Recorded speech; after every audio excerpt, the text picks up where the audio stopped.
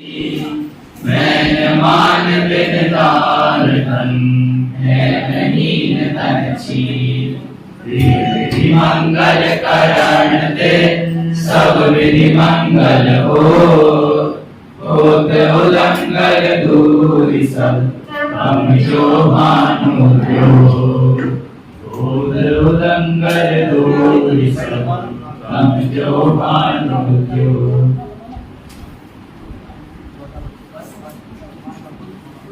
पूरे स्थान विवेचन में कल अपन ने भूमि का स्वरूप कुछ विषय देखने का प्रयास किया।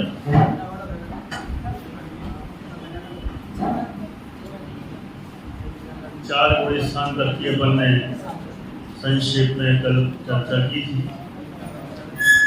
आज अपन को आगे बढ़ना है। उसके पूर्व में संक्षेप में आप लोगों से कल जो विषय चला था वो मैं पूछना चाहता हूँ, जिससे पता चले कि आप लोगों को विषय समझ में आया कि नहीं आया। सबसे पहला प्रश्न है, दूसरा गुण स्थान कैसे बनता है, तो उसकी पूरी प्रक्रिया बताना है। ये जितने हाथ ऊपर कर रहे हैं संभावित मुझे लग रहे हैं स्मारक के। कोटा और बांसवाड़ा वालों में से कोई?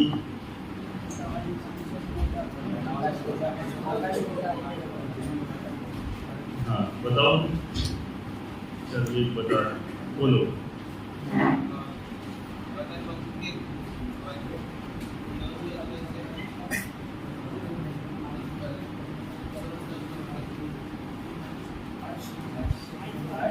माइक दो जरा।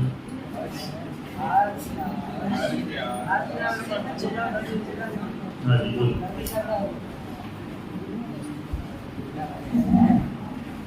संतानपंथी बोधमान माया लोभ से के उदय से दूसरे बंधन उत्पन्न होता है।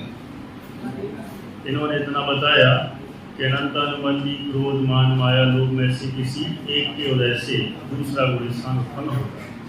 ये तो बताया, लेकिन मैंने पूछा था उसकी पूरी प्रक्रिया। ये बात सही है तो फिर कोटा वालों में से कोई? हाँ बोलो।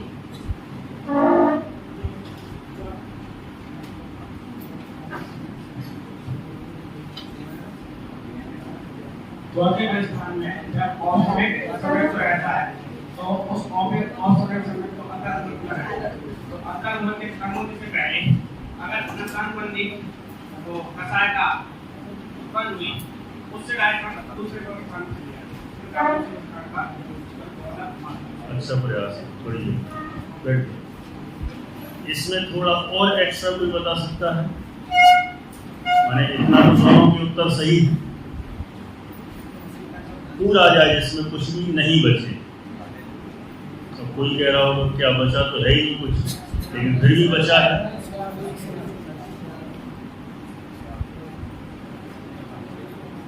माइक कहाँ? इस तरफ है ना। चलो इनको चश्मे वाले, क्या नाम है? अंकित। हाँ माइक से लाभ दो, माइक का काम। हाँ छठवें पांचवें और चौथे लोग समय का अंदर परिवार होने से पहले 6 आदमी से लेकर 1 समय करते हैं। जब अनंतानुबंधी कसाय होता आता है तो उस समय के लिए 6 आदमी से लेकर 20 समय तक होती है। इन्होंने थोड़ा ज़्यादा ही गहरा बता दिया, कोई बात नहीं, सही है। और कोई? हाँ इसमें थोड़ा सा अलग बोलो, क्या नाम है? नाम ही बता देना। आ जाओ। हाँ बताओ अपने हिसाब से। माइक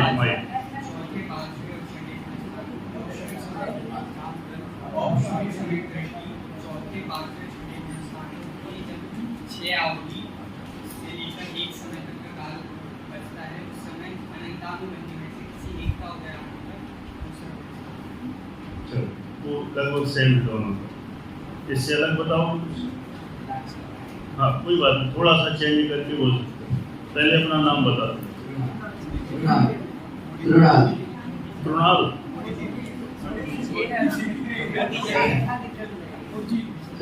चौथे बार में 6वें ऑप्शन में सबमिट करने होगा।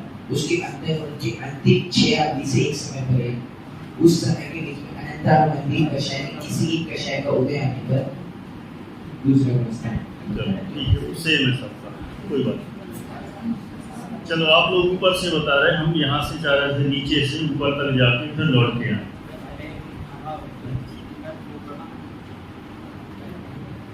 यहाँ पे नहीं दिखा रहा। हाँ, ये देखो, देखो ये वाला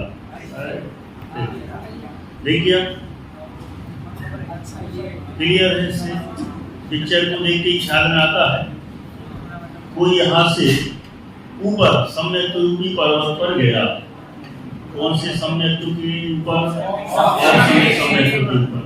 औपसम्यक सम्यक प्राप्त किया।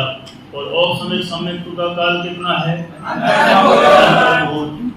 अंतर्मुहूर्त में से अंतर्मुहूर्त पूरा कंप्लीट होने के पहले ही किसका उदय आ जाए? अनंतानुबंधी में से किसी। थोड़ा लाड़ प्यार से मत बोलना, मैं सब समझता हूँ, अच्छे से बोलना तो मजा आएगा। ज्यादा जिसको बोलने के ठंडी में लड़े आना नहीं। हाँ, कोई झूमने लग जाते हैं, बोलो, सब चलता है, मजा मस्ती चलेगी थोड़ी बहुत, लेकिन ज्यादा नहीं करना।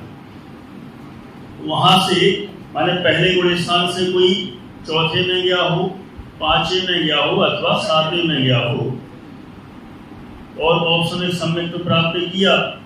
औपसम्यक सम्यक का काल अंतर्मुहूर्त, और वह अंतर्मुहूर्त पूरा होने के पहले ही चौथे में से, पांचवें से अथवा सातवें से पहले छठे में आता है, तो छठे में से अनंतानुबंधी क्रोध मान माया लोभ में से किसी एक कषाय का उदय आ जाए तो वहां से सीधा सम्यक रूपी पर्वत से नीचे गिरता है। नीचे तो गिरा, लेकिन अभी मिथ्यात्व रूपी भूमि पर नहीं आया है।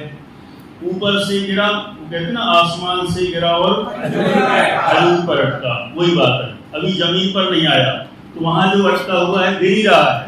तो जो गिरने का बीच का जो रास्ता है, सफर है, यात्रा है, जैसा भी कहें, उसका जो बीच का काल है वह दूसरे गुण स्थान का काल है। अब कितनी देर रहेगा तो अपन ने जान लिया, कम से कम एक समय, अधिक से अधिक श्यावली काल तक रह सकता है।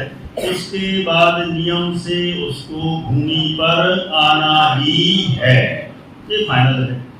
तो जब तक वो बीच में है तब तक वो उसका गुण स्थान दूसरा है।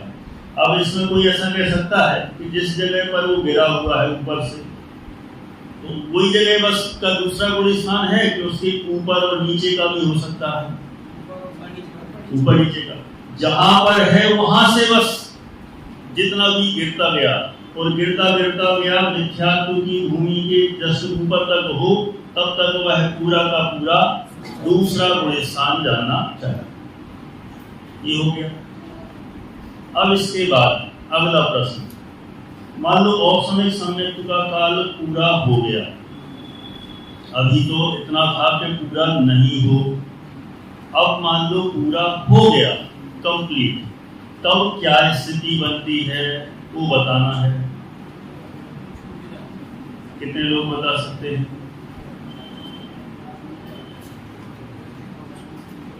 6-7 लोग हाथ क्यों उठा रहे? कल तो इतना दोहराया था बार-बार। या तो पता है, बताने में संकोच कर रहे हो, संकोच करने की जरूरत है नहीं। हाँ, चश्मे वाले की बाजू, यही क्या नाम है? जयंत। मैंने सुना जय हिंद। चलो जयंत बोलो।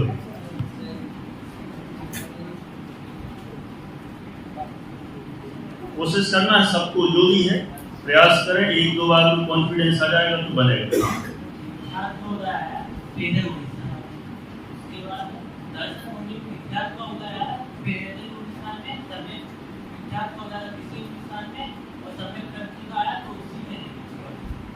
ठीक है, बहुत अच्छा प्रयास किया। और किसी को बताना है थोड़ा सा इसमें चेंज करते हुए? सही है उत्तर? हाँ बोलिए, नाम बताओ पहले। चेतन जैन, बोलो। हाँ, मिथ्यात्व का आधार रहेगा दर्शन मोहित के तीन टुकड़े, तीन भेद होते हैं। मिथ्यात्व समय की प्रक्रिया, अगर मिथ्यात्व का हो जाएगा तो पहले गुण स्थान में जाएगा, और समय मिथ्यात्व का हो जाएगा तो तीसरे गुण स्थान में जाएगा, और अगर समय प्रकृति का हो जाएगा तो फिर वो चौथे में ही शायौक्षणिक समय। बहुत अच्छा, बढ़िया, चलो सही है।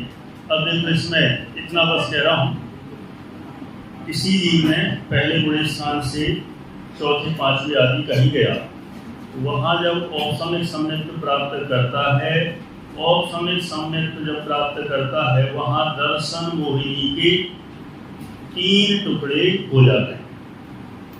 तीन टुकड़े हो गए, तीन टुकड़े हो गए। औपसमिक सम्यक्त का काल चल रहा है अंतर मुहूर्त तक।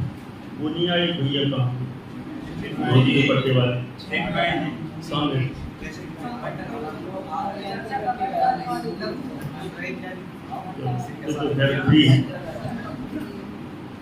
औपसमिक सम्यक्त अंतर मुहूर्त तक रहेंगे, और औपसमिक सम्यक्त का काल पूरा हो उतने में फिर नियम से तीन ऑप्शन है, या तो मिथ्यात्व का उदय आएगा, या सम्यक मिथ्यात्व का उदय आएगा, अथवा सम्यक प्रकृति का उदय आएगा। इन तीन में से किसी एक का उदय नियम से आएगा ही। कई लोग पूछते हैं तीनों का एक साथ आ जाए तो, बोलो तो क्या होगा? यदि आ जाए तो आ ही नहीं सकता। दो का आ जाए तो फिर खींचतानी हो जाएगी। सम्यक मिथ्यात्व का उदय आए तो फिर तीसरे में चलो, मिथ्यात्व का उदय आए तो क्या बोले? पहले में चलो, तो लड़ाई हो जाएगी ना। इसलिए ऐसा हो नहीं सकता कि वो तीसरे में ले जाए और वो पहले में ले जाए। इसलिए तीनों में से किसी एक का ही उदय आएगा। यदि मिथ्यात्व का उदय आएगा तो जीव पहले गुण स्थान में जाएगा। सम्यक मिथ्यात्व का उदय आए तो तीसरे गुण स्थान में। सम्यक प्रकृति का उदय आ जाए तो सम्यक तो बदल जाएगा बस। मान लो चौथे गुण स्थान में था, चौथे में ही रहेगा। औपसमिक सम्यक था तो वह शायौपसमिक सम्यक में बदल जाएगा। इतना मात्र, ठीक है? पक्का आ रहा है ख्याल में सबको? कहीं कोई दिक्कत? हर्ष को डाउट है कुछ? पूछ लो जल्दी से। पहले माइक पे आधे घंटे के लिए ऑप्शनल सम्मिलित तो हुआ, और या तो सी 5 में आया, 7 में जाए या चौथे में जाए, मान लो सीधा नहीं है, चौथे में गया है, फिर चल रहा हो 15 मिनट हो गए तो फिर 5 में जा सकता है। आप कितना ध्यान को दबा दें। इनका प्रश्न है, कोई जीव पहले से चौथे में गया, औपसमिक सम्यक प्राप्त किया। मान लो औपसमिक सम्यक का काल आधा घंटा है, उन्होंने कहा 15 मिनट तो चौथे में रहा और फिर 15 मिनट बचे हैं, तो और भी ऊपर चला जाए घूमने के लिए, माने 5वें में चला जाए अथवा 7वें में चला जाए। ऐसा हो सकता है क्या? ऐसा नहीं हो सकता। ठीक है? क्यों नहीं हो सकता? उनका कहना क्यों नहीं हो सकता? वहाँ दर्शन मोहिनी और अनंतानुबंधी को दबा के चौथे में गया है। अब वहाँ इतनी विशुद्धि तुरंत नहीं बढ़ती है कि जिसके कारण वो और ऊपर चला जाए। जितनी विशुद्धि अभी उससे हुई उतनी मेंटेन रहती है अंतर मुहूर्त तक, और अंतर मुहूर्त तक वह जीव उसी गुण स्थान में रहता है। और उसके बाद फिर यदि औपसमिक सम्यक्त को शायौपसमिक सम्यक्त में बदल दे, उसके बाद नई विशुद्धि की शुरुआत होगी, फिर वह जीव आगे के गुण स्थान में जा सकता है। तो उसके बाद चौथे में रहेगा, तो 5वें में जाने के लिए शायौपसमिक का भी एक अंतर मूल हो जाना चाहिए कि औपसमिक से शायौपसमिक में आया और तुरंत भी 5वें में जा सकता है। औपसमिक से शायौपसमिक में आ गया, शायौपसमिक से अब 5वें में जाना है, तो शायद उसमें से 5 में तुरंत नहीं जाएगा, उसके लिए फिर समय लगेगा अंतर्मुख, तभी 5 में जा सकता है।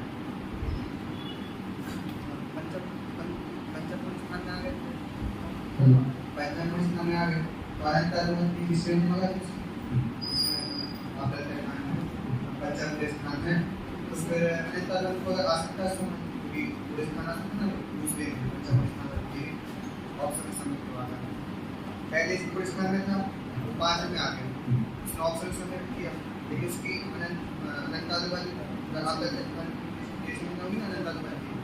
इस योजना क्यों होगी? दो का साथ छोटी बना हुआ है ना बचपन में आएगा नहीं आएगा तब ये संयोजना हो जाए ऐसा कुछ नहीं है, है ना?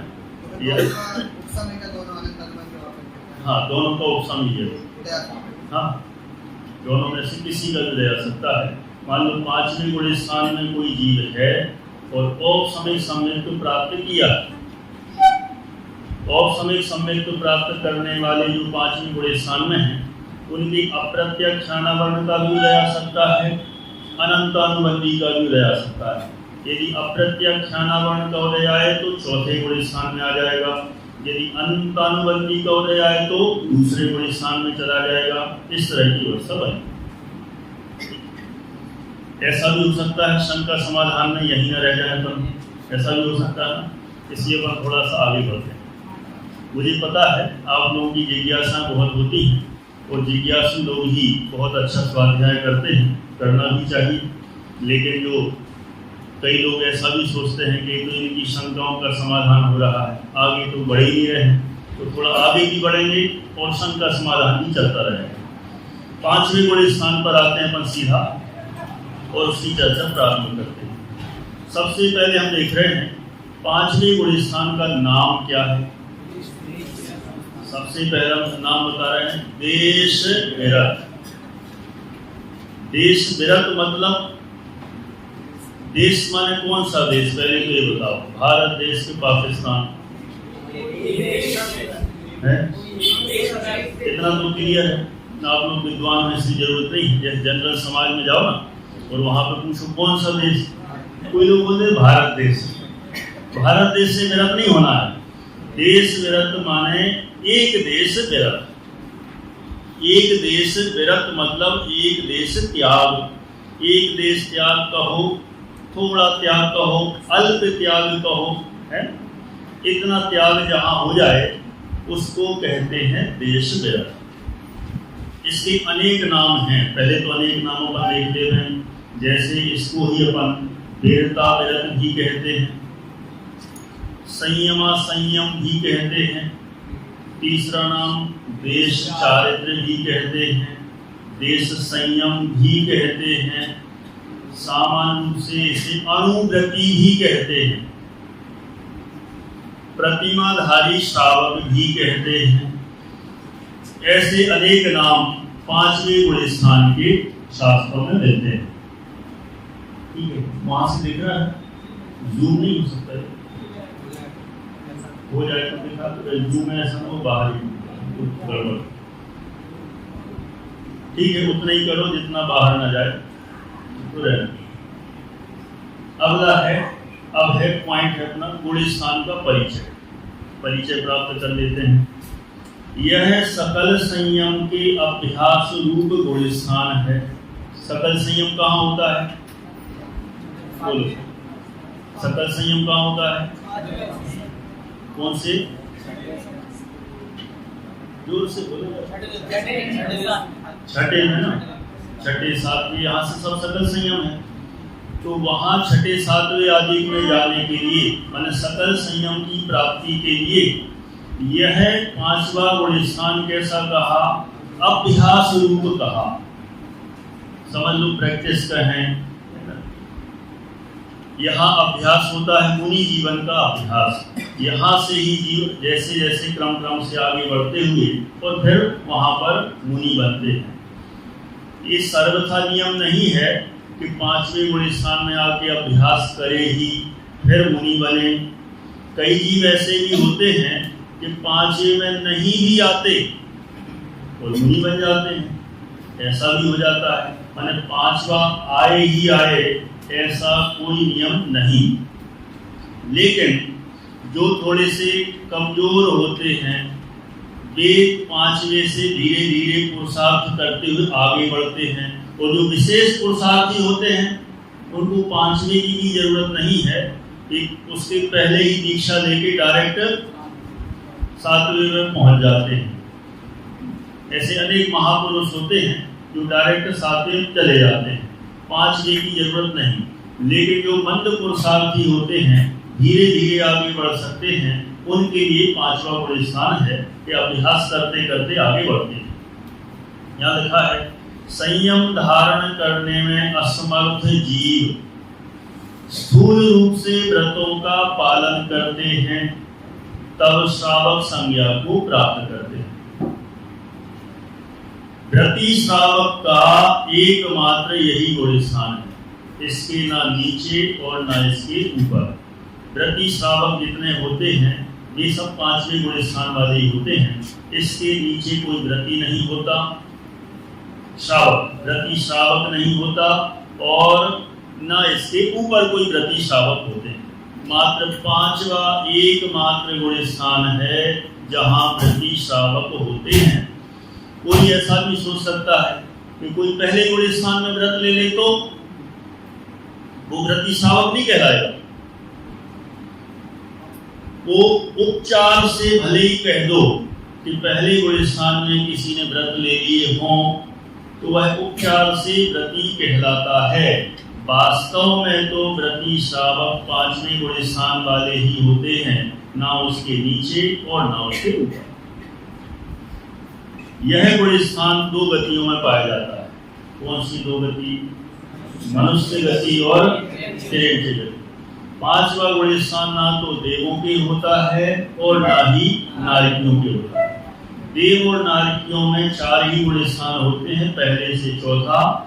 मनुष्य तिर्यंचों में 5वां गुण स्थान है और 5वां तिर्यंचों में लास्ट है।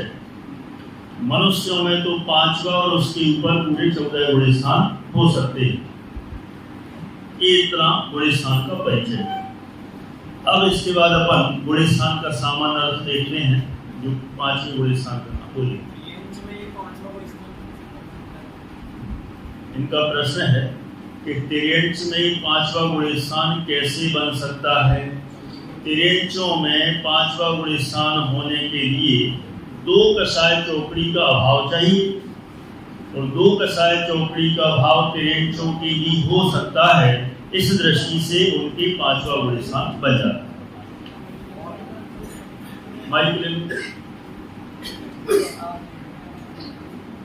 पीछे उनका और है कोई प्रश्न है? दे दो थोड़ा सा। हाँ, उसके बाद आपका नंबर आ जाएगा। हाँ,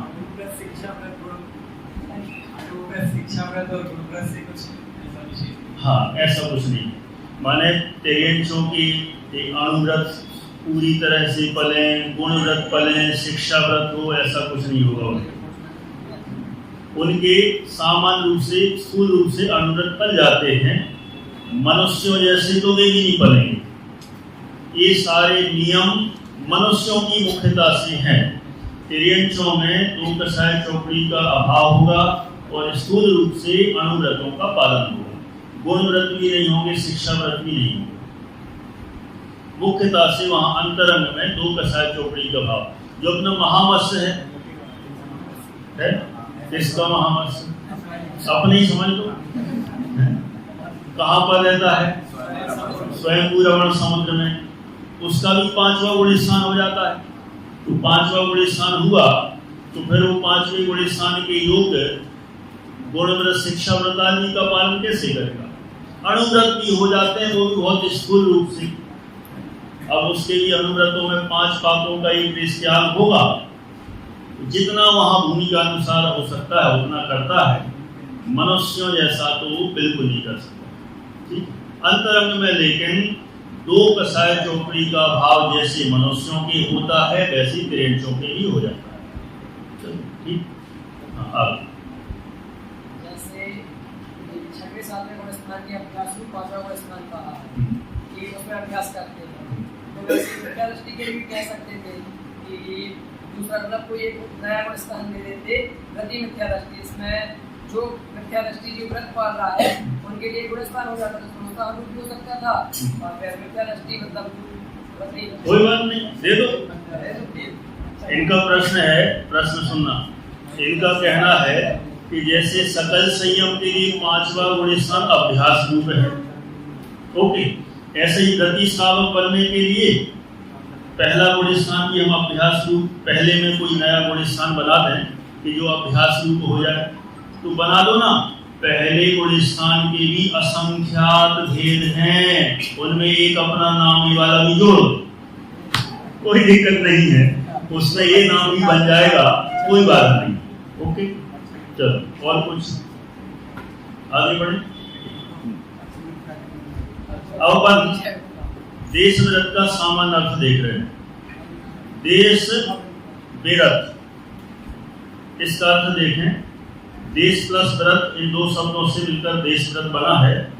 देश का अर्थ है अणुरूप, अथवा कहें स्थूल रूप, अथवा कहें आंशिक रूप, और विरत का अर्थ होता है त्याग, माने आंशिक त्याग, अल्प त्याग, किंचित त्याग, न्यून त्याग, लिटिल, इंग्लिश में जिसको समझ में आता हो, है ठीक है, थोड़ा सा त्याग, उसको कहेंगे।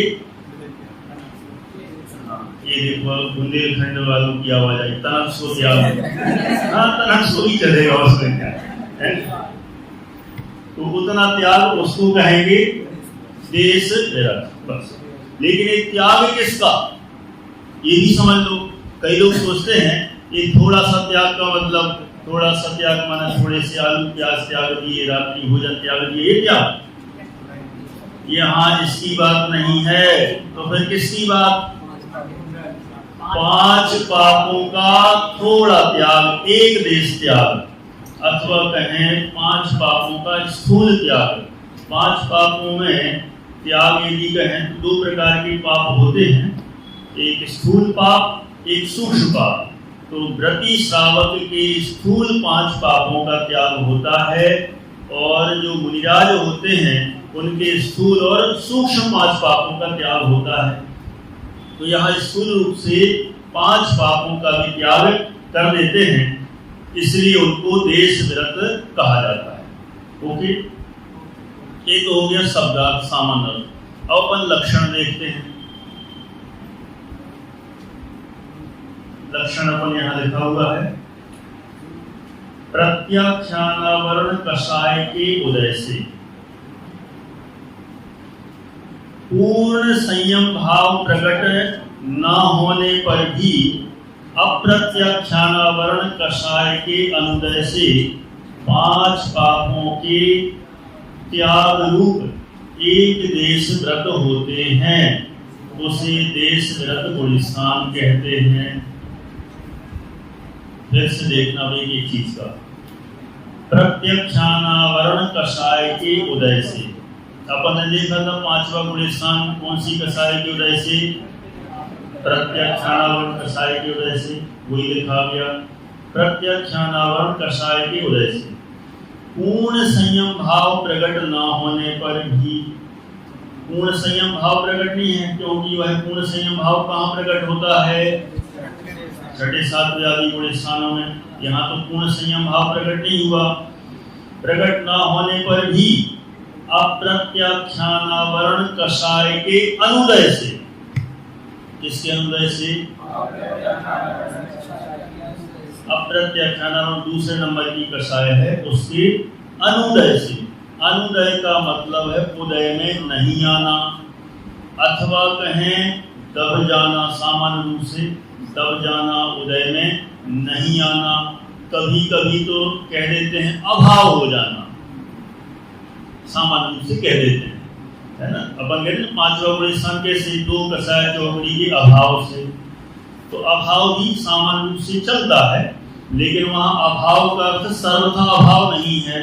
अभाव का अर्थ है अनुदय, उदय में नहीं आना, है, अथवा कहें उपसम हो जाना, ऐसा भी कह देते हैं। तो कौन सी कसाई के अनुदय से? अप्रत्यक्षानावरण कसाई के अनुदय से। उदय किसका? प्रत्यक्षानावरण का। अनुदय किसका? अप्रत्यक्ष। कोई बोल सकता है अप्रत्यक्षानावरण का बस लिखा, अनंत अनुबंधी का क्या होगा?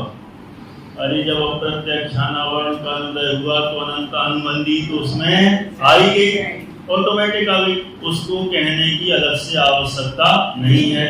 तो अप्रत्यक्षानावरण कसाय के अनुदय से 5 पापों के त्याग रूप एक देश व्रत होते हैं।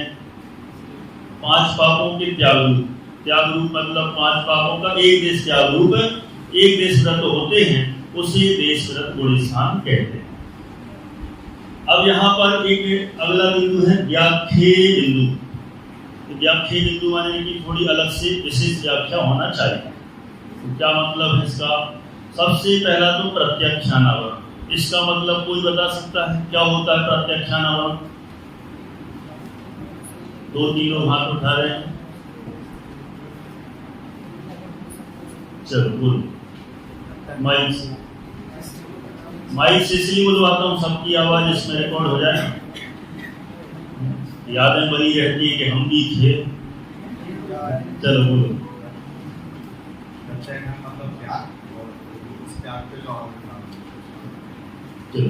इन्होंने कहा प्रत्यक्षान मतलब त्याग, और उस पर जो आवरण डाले उसे कहते हैं प्रत्यक्षानावरण। क्या एक खुलासा मत करो, फंस जाओगे, अभी उतने ही बहुत है। नहीं अभी सही बोला, प्रत्यक्षान मतलब त्याग और आवरण मतलब उसको आवरण करे, माने त्याग को आवरित करे। त्याग पर आवरण डाले माने त्याग ना होने दे, अथवा कहें पूरा त्याग ना होने दे। यहाँ क्या कहेंगे? त्याग मतलब पूरा त्याग ना होने दे। तो पूरा त्याग ना होने दे का मतलब है थोड़ा बहुत तो हो सकता है ना। फिर से बोलता हूं, सुनना ध्यान से। प्रत्यक्षान मतलब त्याग, त्याग मतलब पूरा त्याग, और उस पर आवरण डाले माने पूरा त्याग ना होने दे। इसका मतलब क्या हुआ गौतम गणधर?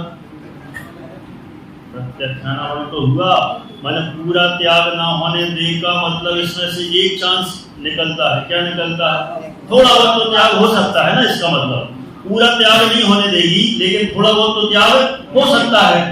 तो थोड़ा बहुत त्याग कहां से हो सकता है? दूसरा पॉइंट, अप्रत्यक्षानावरण कसाय कर्म के अनुदय से।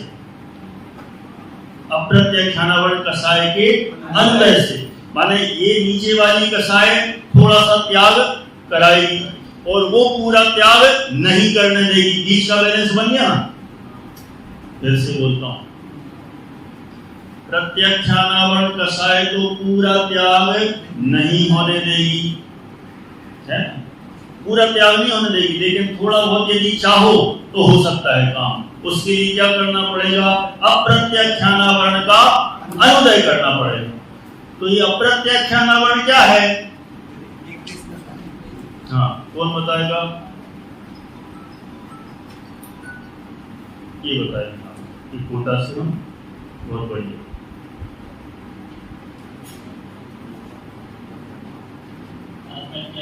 मतलब जो किंचित भी त्याग पर आवरण डाले, जो जरा सा भी त्याग न करने दे, उसे अप्रत्यक्षानावरण। बढ़िया, बोलो। आ माने किंचित, आ माने जो हर जगह आकार्थ अलग अलग हो सकता है। कहीं आकार्थ नहीं होता है, कहीं आकार्थ किंचित होता है। तो यहाँ आकार्थ है किंचित, आकार्थ किंचित, और प्रत्यक्षान मतलब त्याग। किंचित त्याग, और किंचित त्याग पर भी जो आवरण डाले उसे कहते हैं अप्रत्यक्षानावरण। लेकिन अपन जो किंचित त्याग पर आवरण डाल रही थी ना एक कसाय, उसको अपन ने क्या कर दिया? क्या कर दिया?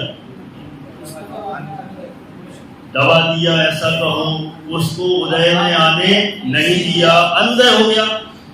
अनुदय हुआ तो इसके कारण से कुछ त्याग हो गया, और ऊपर वाली जो कषाय थी वो भी छूट दे रही थी। क्या छूट दे रही थी? पूरा त्याग नहीं होने देंगे, लेकिन हाँ थोड़ा चाहो तो कर सकते हो, और थोड़ा त्याग अप्रत्याख्यान वर्ण के अनुदय से हो सकता है। तो यहाँ पर दो कषाएं काम कर रही हैं। प्रत्याख्यान वर्ण का तो हो रहा है उदय, और अप्रत्याख्यान वर्ण का हो रहा है अनुदय। दोनों के कारण से बीच में हमें क्या मिल गया कि अब थोड़ा सा तो त्याग हो सकता है। तो ये थोड़ा त्याग यहाँ होगा। थोड़ा त्याग किसका होगा? तो तीसरा पॉइंट, किसका त्याग? पापों का एक देश त्याग। तत्वा सूत्र का सूत्र याद है किसी को? व्रत का, व्रत किसे कहते हैं? 7वां अध्याय सूत्र नंबर 1। बोलिए, हमारे स्नातक बोल रहे हैं, आप लोगों को छोड़ना। अरविंद जी सहवाल।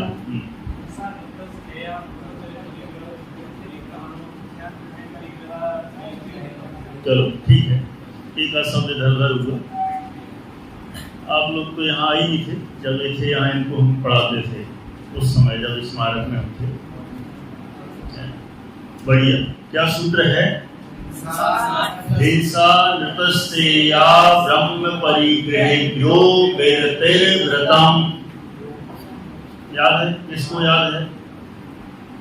बस 4-5 ऐसा लॉकडाउन का प्रभाव। नहीं तो सबको याद होते, कैसे पाठ चल रहा होता, इसलिए लोगों ने याद नहीं कर पाए। तो अभी पूरा वसूल कर लो जितना बने, है ना, क्योंकि 2 साल 1.5 साल तो अपने सब खराब हुए, तो वो याद नहीं हो पाए। हिंसा नृतस्तेया ब्रह्म परिग्रहेभ्यो विरतिर्व्रतम्। हिंसा अनृत, अनृत माने झूठ, फिर स्ते माने चोरी, है ना, और फिर चौथा ब्रह्मचर्य, और 5वां है परिग्रह। इन वहां लगे अब ब्रह्मचर्य। इन 5 पापों का एक देश त्याग, इसको सरल भाषा में कहें हिंसा, झूठ, चोरी, कुशील, परिग्रह, ये सबको पता रहते हैं। वो अनृत, स्ते, कठिन कठिन से लगे। 5 पापों का एक देश त्याग, उसको क्या कहेंगे?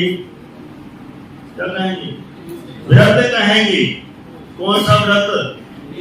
देश व्रत कहेंगे, क्योंकि अगला सूत्र है ना, देश सर्वतोणु महती।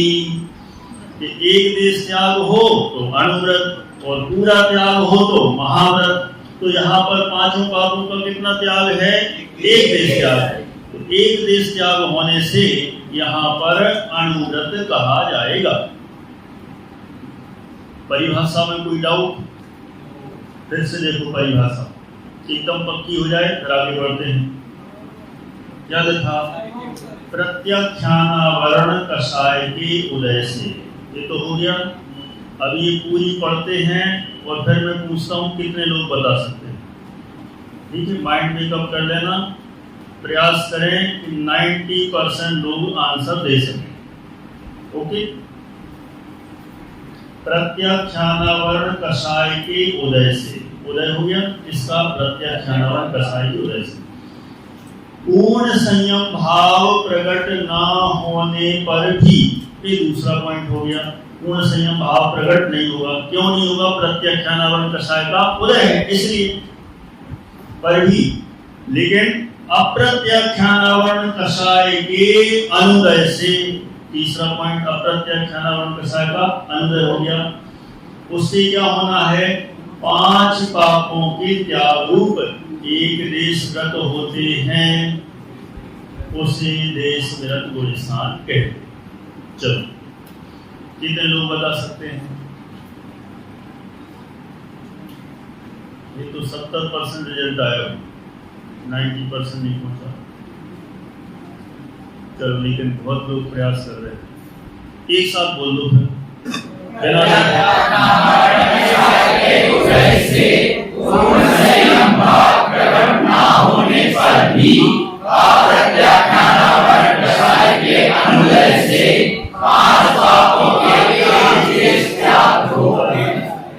उसे गुलिस्तान कहते हैं। ठीक है, बोलिए। इस मतलब परिभाषा एक देश जो त्याग रूप वर्ड है उसके पीछे आना चाहिए ना। एक देश त्याग रूप है, उसमें पांच पाप का त्याग मतलब पूर्ण त्याग रूप। हाँ, वो सामान्य परिभाषा लिखी है 5 पापों के त्याग रूप, तो वहां पर एक देश त्याग लगा दें, चाहो तो अपन लगा सकते हैं वहां पर। ठीक है, बढ़िया। 5 पापों के त्याग रूप एक देश व्रत होते हैं, तो वहां 5 पापों के एक देश त्याग रूप भी लगा दो, बढ़िया रहेगा। ठीक है, 5 पापों के एक देश त्याग रूप क्या होते हैं? व्रत होते हैं, उसे देश व्रत गुलिस्तान कहते हैं। अभी तो इसमें बहुत चेंज हो गया है, आप लोगों के सामने आएगा, तो आप लोग पढ़ने लग गए, मुझे लगता है, मैंने सुना है, अमन जी बता रहे थे। ये सबका पूरा और डिटेल विस्तार पूरे ग्रंथों के प्रमाण सहित अब कितने दिन और लग जाए तो सब आपके सामने आ जाएगा, तो फिर और दिक्कत नहीं होगी। दूसरी परिभाषा अपन पढ़ते हैं इसकी, समय तो हो गया। गुलिस्तान का ऐसी है विषय, इसमें समय का पता नहीं चलता और ऐसा लगता और मेरे ख्याल से 5-7 मिनट लगेंगे और एक दूसरी परिभाषा भी हो जाएगी। इसमें लिखा है, जो त्रस हिंसा से तो विरत है। किसकी हिंसा से विरत? त्रस हिंसा से तो विरत है, लेकिन किंतु स्थावर जीवों की हिंसा का त्याग नहीं होने से उतना अविरत है, अतः वीरता विरत है। इस गुलिस्तान का एक नाम और था वीरता विरत। तो विरत किससे है? त्रस जीवों की हिंसा से तो विरत हो गया, माने उनका त्याग कर दिया, लेकिन अभी स्थावर जीवों की हिंसा से विरत नहीं है। इतना क्या है? वह अविरत है। माने त्रस हिंसा से विरत है तो विरत, और स्थावर की हिंसा का त्याग नहीं है, उतना अविरत। तो दोनों को मिला देंगे तो ये हो जाएगा वीरता विरत। अच्छा, संयमा संयम भी इसको कहते हैं। कैसे कह सकते हैं संयमा संयम? एक देश संयम है और एक देश नहीं है, संयमा संयम। और भी जितने नाम दिए हैं वे सारे नाम भी इसमें गर्भित हो सकते हैं। बोलिए।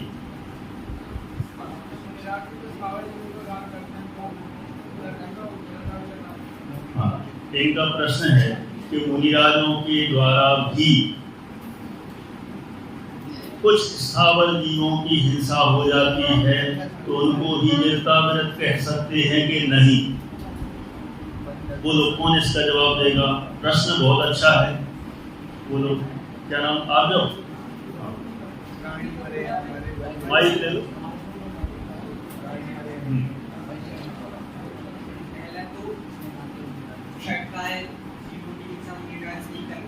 लेकिन हो जाती है, प्राणी मरे या ना मरे, बहुत बढ़िया, बिल्कुल यही जवाब मैं देने वाला था, तुमने दे दिया, हमारा समय बच गया।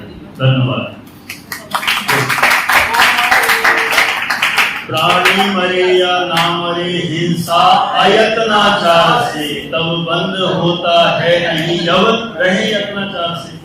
वहाँ यत्नाचार प्रवृत्ति होती है तो प्राणी कदाचित मर भी जाए तो उनको उसकी हिंसा से बंध नहीं होता। यत्नाचार प्रवृत्ति है, इसलिए उनके स्थावर जीवों की हिंसा हो जाने पर, स्थावर तो छोड़ो, त्रस जीवों की हिंसा भी हो जाने पर उनके उस हिंसा का पाप नहीं होता, उससे वे अविरत नाम नहीं पाएंगे। ओके, चलो पूरा करते हैं। इतना लेकर अपन धीरे धीरे क्रम से बात करेंगे। आप लोगों के जैसे कोई प्रश्न होते हो ना, तो वो बीच बीच में लेते जाएंगे, जिससे भले एक गुलिस्तान हो तो एक सही और ज्यादा हो जाए तो ज्यादा सही, लेकिन जितना हो उतना अच्छा हो पक्का। ठीक है, कोई द्वादशांग मई निर्वाणी